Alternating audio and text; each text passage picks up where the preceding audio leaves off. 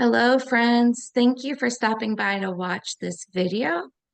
I have one of my speakers here for the Finding Connection After Relationship Trauma Summit.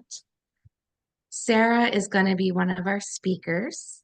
And Sarah, I want to just take a moment to express my gratitude that you're here. I know you're from Asheville, North Carolina, and they're having some struggles. So you've had to relocate and you still made time to be here. So thank you. Oh, you're very welcome. I'm really looking forward to the summit and our talk today.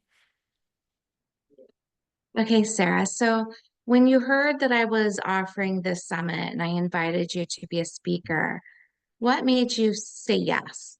Mhm.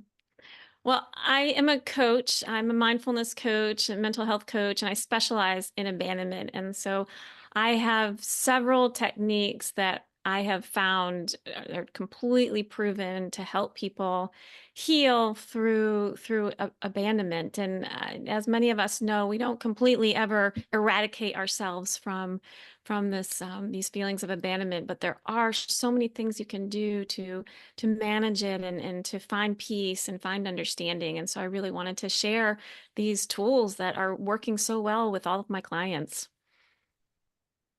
Awesome.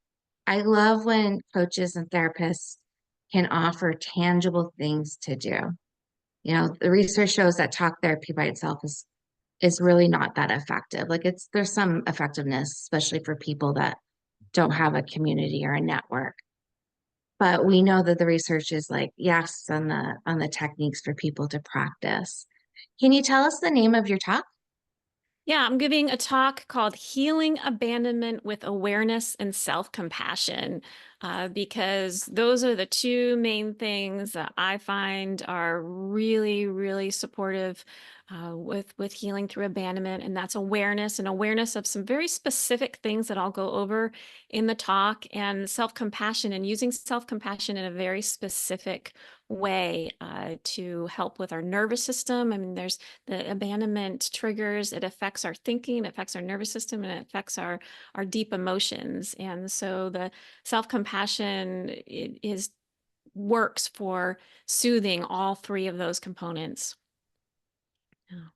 Yeah, your talk is really perfect. When I have speakers sign up and it's like the synergy is there, it's like such a beautiful feeling. Okay. And a lot of my speakers, not all of them, but a lot of my speakers also have some sort of history of experiencing a betrayal or some sort of relationship trauma. Is that also true of you, would you say? And is there anything that you'll be sharing about that either now or in the summit? Yeah, I can share my abandonment story during the summit.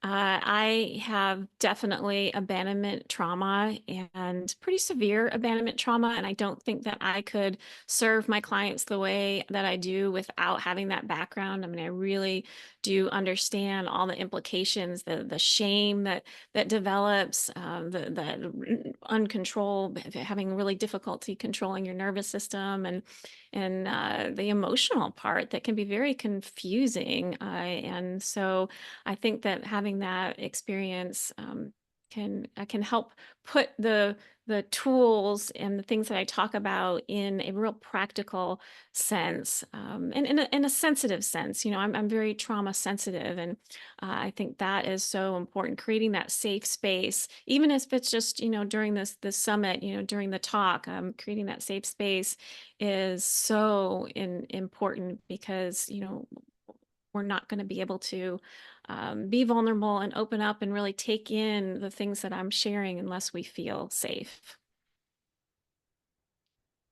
Yeah, I'm really looking forward to your talk. I don't know if people watching think that I already know how the talks would go. I don't. It's a totally faith-based, trust-based experience in my speakers that are going to provide value. So I am super excited about your talk.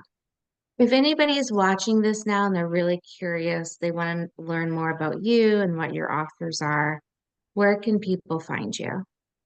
Yeah, I'll share my website, and I'll also just say that if you're considering whether attending my talk or not, I can say a couple things that if you fall in these categories, like this talk is for you. So if you have attachment issues, anxious attachment, avoidant attachment, this talk is going to be really helpful. If you have some severe anxiety, this talk is going to be really helpful. If you have feelings of shame, of not feeling good enough, not feeling important, things like that, this talk is going to be really valuable.